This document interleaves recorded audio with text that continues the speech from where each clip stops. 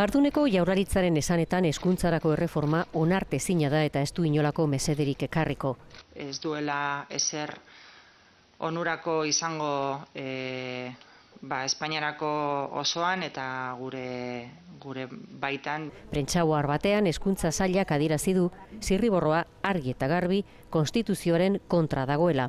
Bert ministroak kontsentsu guztiak hautsi dituela salatu du Jarduneko Jaurlaritzak eta euskara 3. mailako ikasgai bihurtu nahi duela.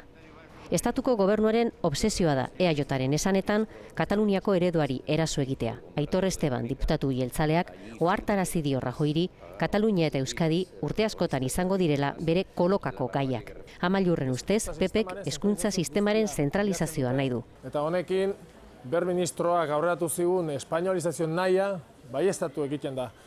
Marginazioa euskara eta katalana bezalako hizkuntzak 2. mailako bihurtuz.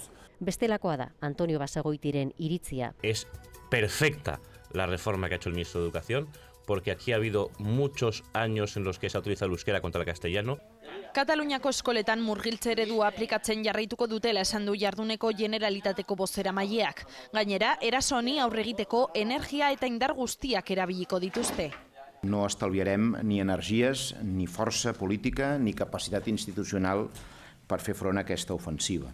Kataluniak Bertek proposatzen duen hezkuntza erreformaren aurkako fronte sendo eta bateratua osatu nahi du, eta horretarako goi bilera deitu du Artur Masek. Datorren asteazkenean, CiU, PSC, Esquerra Republicana eta Iniziatiba alderdietako liderrak eskola kontseiluarekin elkartuko dira.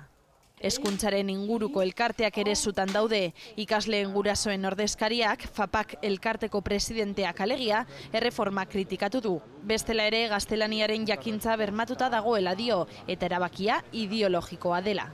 És una proposta que és extremadament ideològica i molt poc científica.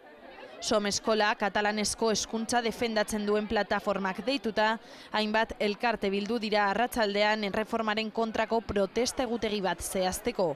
Aurreneko kontzentrazioa ostegunean bertan izan daiteke.